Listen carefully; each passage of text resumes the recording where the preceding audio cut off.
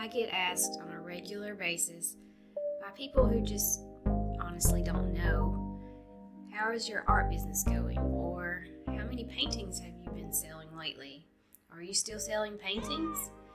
And I have to try to nicely explain that my business is more than just me selling paintings. And that's what we're going to talk about today. What does success mean to you?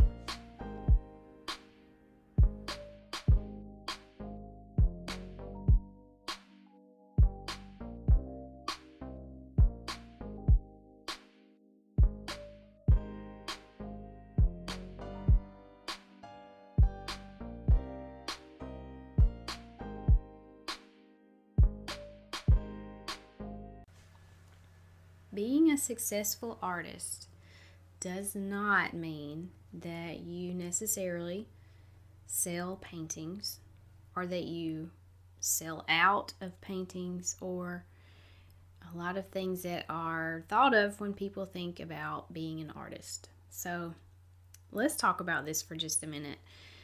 First of all, let's talk about some of the things that you may see other artists doing that you may think you need to do also, like having a restock in their Etsy shop and selling out in minutes. Maybe some artists create stationery and sell that stationery to licensing companies. Maybe some artists have their work in these really beautiful high-end galleries and sell their paintings for thousands of dollars each. Maybe some artists that you know of are creating work that is sold in stores or printed on home items. And so you may be thinking, if you're just getting started, you think you may want to sell your work, you want to be an artist, a professional artist, and you want to turn this into a real career, but you have no idea how to do this.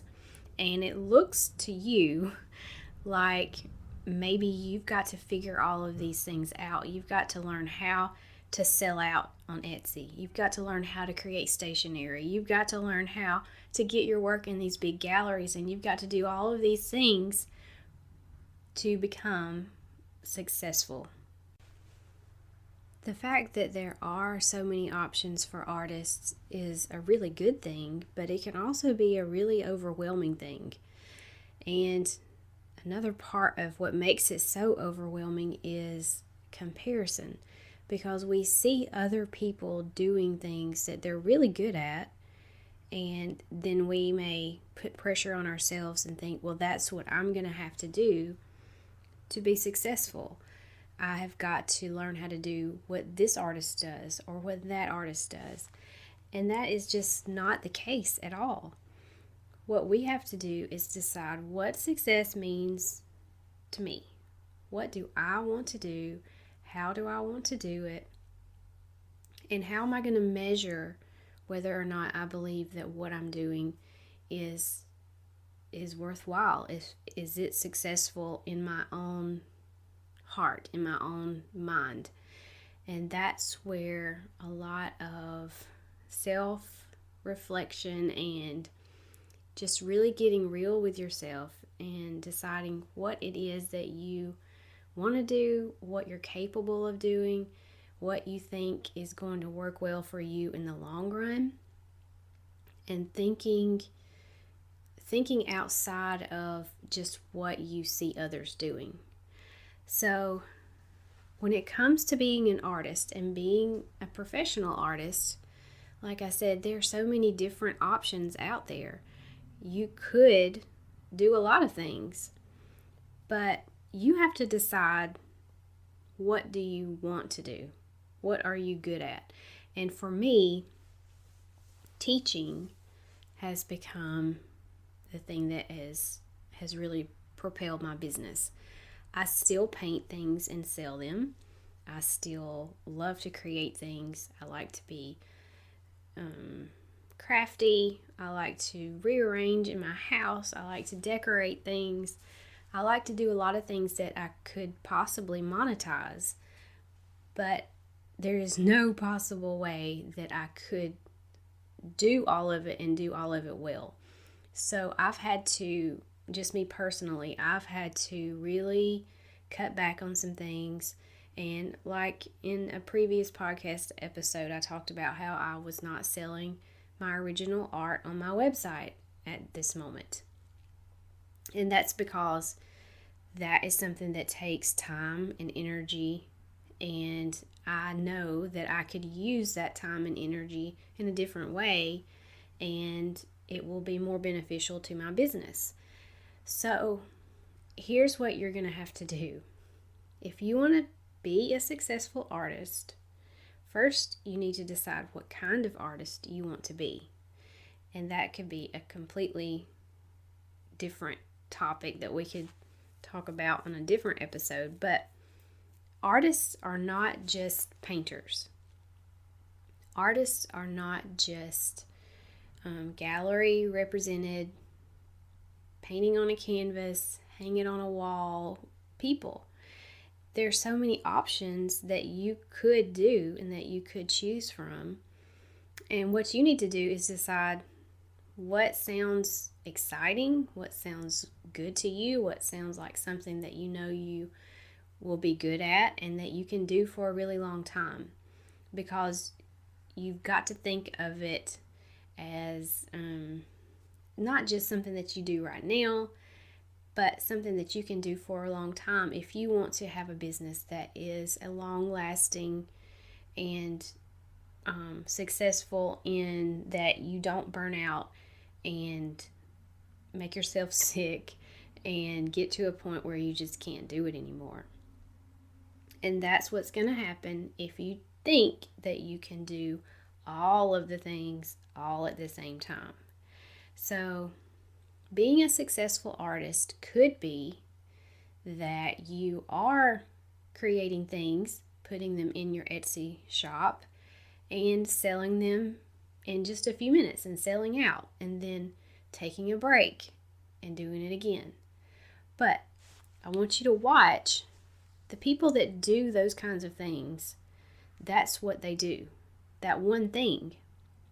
They're not necessarily painting a bunch of things, selling out in a few minutes on Etsy, and also creating classes, and also creating stationery, and also putting their work in galleries. No, we don't do all of those things. There are some things that you can add to your business that would benefit it and diversify it, but it can't be so many big energy sucking things that you do all of the time, because you're going to get to a point where you just cannot keep going. So if having Etsy restocks is what your goal is, that's what you want to do, then go for it. Write it down. I'm going to paint 20 Christmas ornaments. I'm going to put them in my Etsy shop on this date, and then I'm going to take a break. And I will allow myself to do more ornaments and have plenty of time before my next restock. That is something that is attainable. That's something that makes sense. But if you try to do that, and you try to also learn how to use,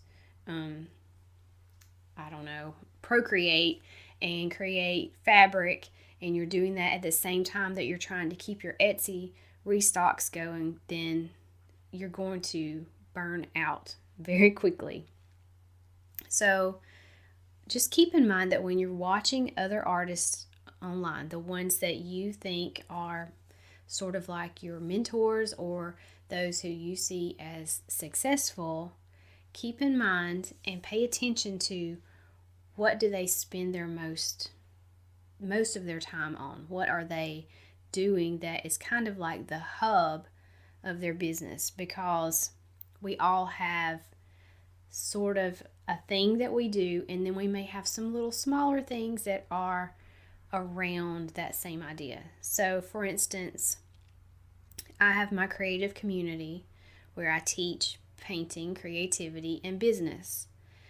But I also have a creative club where I just teach painting. And it makes it easy for me because I use one of the tutorials that the creative community gets every month, and that's what the club members get. So I'm not really doing two separate things. I'm making one tutorial. That one tutorial goes into both memberships, but one membership gets extra. They get more than that during the month.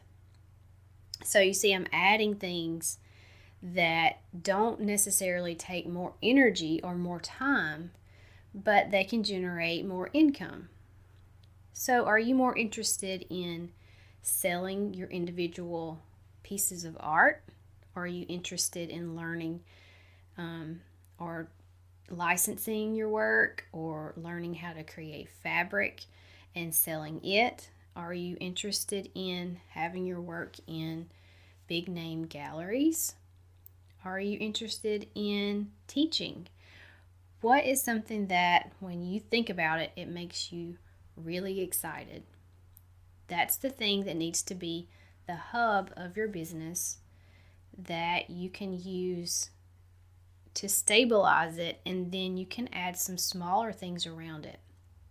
But whatever you do, you need to make sure that you have your own goals, your own ideas of what would make it successful for you.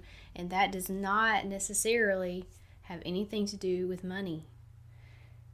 Just because your business makes less money than someone else's does not mean that you are not a successful business owner. Let me repeat that. Just because your business makes less money than someone else does not make you any less of a professional artist with a successful business.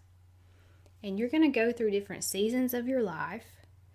You're going to have to decide, when you think of success, does that mean I'm going to have some freedom in my day? And if I have a 2-day work week, maybe that is your definition of success for right now. And it can change, and you may get to a point where you're in a season where you are doing really well with your revenue, and then you may have a season or a whole year, who knows, where you have to cut back because there are other priorities and other things in your life that you need to handle, to take care of, to be a part of. So I don't want you to think that you have to have $1 million business to be a successful artist. You don't have to sell out of your paintings. You don't have to sell a painting at all. You could be a successful artist and design stationery. You could be a successful artist and create sculptures. You could be a successful artist and teach online or teach in your local library. It's up to you. You get to decide what success means to you, and then you can make a plan, and then you can execute the plan, and you will be a successful artist. And I know that this is something that is something that I've struggled with throughout my 10 years of painting and teaching and having an online business. And I know that a lot of you probably deal with the same feelings of, I don't know what I need to do. I don't know if I should be doing this or if I should be doing that. And this person does that really well, and maybe I should do what she does. And it really all just boils down to, what are you capable of? What is going to feel good for you? And I believe that writing down your definition of success right now is going to be super important, and it's going to help you to make good decisions. So I hope this was helpful, and I hope that you will grab your favorite journal or notepad and just write out some ideas for your own art business and what you think success means to you.